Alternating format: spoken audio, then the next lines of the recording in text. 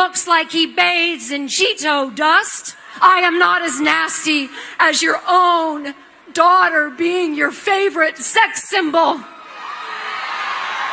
Like your wet dreams infused with your own genes. We are here to be nasty. I'm nasty, like my blood stains on my bed sheets. Remember when celebrities marched against Donald Trump in support of women's rights? My next guest wonders, where are the marchers now after this shocking, horrific story? For the very first time in this country, a doctor has been accused, arrested, and charged with a felony crime of performing genital mutilation on young girls in Michigan. Muslim doctor Yumana Nagarwala has been charged with this felony crime of performing this procedure on numerous girls as young as ages 6 to 8. Again, it's the first female genital mutilation-related criminal case in the United States. She faces 10 years to life in prison, proving once again where the real war on women is. Joining me now, let's bring in Muslim-American physician and medical ethicist Dr. Zuhdi Jasser. This is an internationally recognized human rights violation.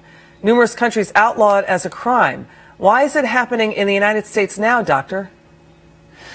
Well, Liz, thank you for covering this. I mean, I can't tell you how important this is. 200 million women have been affected by FGM, female genital mutilation, globally. In the United States, it exists, it happens, and this Muslim doctor was doing it under the radar in off-site places. She's an emergency room physician. She was shipping in kids in this underground network. So remember, it's not just the doctor. The parents of the kids were involved. There was networks of communities that were involved in funneling these kids in. And what was being done, Liz?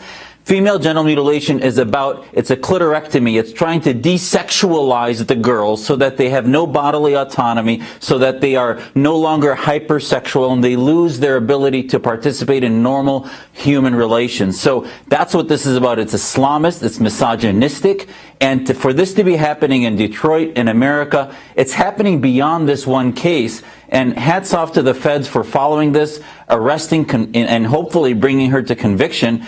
And I'll tell you, as a Muslim father, as a husband, as a brother of a couple sisters, I can tell you that there's nothing more horrific to me that this happens in our community. And not only am I upset at the media for not covering this like they should, where are the Muslim organizations that in Dearborn would be marching all over the streets if this had been a hate crime? Yeah. But no, a Muslim doctor does this to poor little girls, and they can't say anything. I've yet to see any releases from organizations that are quick to blame everyone on the planet in America for things that happen to Muslims by non-Muslims. But when a Muslim doctor does this in the most sacred of relationships with our patients, nothing comes out from them. Yeah, and she did it in a clinic. That's what's so alarming about this. I mean, so what needs to happen, we're hearing, is that Muslim women need to stand up and they need to be supported. So can the left still maintain that all ideologies are culturally equal?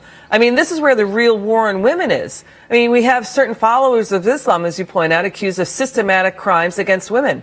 I mean, aren't you surprised this is happening in America, as you point out? Where is the liberal left on this? Yeah, and the proportionality, I mean, you look at hundreds of millions of women affected, and there are many Muslim organizations of women's rights groups that have been battling FGM for years. We had a documentary that many Muslim women participated in called Honor Diaries that was lambasted by Islamists as being fear-mongering, etc., not wanting to be shown in various universities, that talked about this, the courageous work of Muslim women leaders in London and Chicago and elsewhere, but was marginalized as being, fear-mongering, when in fact this is exactly what we were talking about. And now we're still seeing the beginning of arrests of a crime that runs far deeper in our community that no one wants to talk about. Where are you, Madonna? Where are you, Ashley Judd, Senator Elizabeth Warren, Hillary Clinton? Where are you standing up and supporting Muslim women to fight this scourge? It's disgusting. It is an absolute disgrace. I mean, according to court documents, the girls were told they were going on a special girls' trip, and then they were later told to keep it a secret. I mean, why do this to little innocent girls? It's because the tribalism is stuck in the 12th century that believes that somehow to to control their bodies. They must do it before they turn 9. So if it's not done, they're not religious. And listen, most Muslim people I know, Muslim families I know, never do this. But it is the tip of the iceberg of a community that does have a bigger problem with misogyny, women having half a vote of a man in Sharia courts, women not being able to be elected to office, run businesses. And in America, where we have the platforms to defeat these ideas across Iran, Saudi Arabia, and ISIS, we see silence when in fact we should be leading the world in exposing this scourge of humanity. Dr. Zuhdi Jasser, it's always great to have you on the show. Please come back soon. Anytime. Thanks, Liz.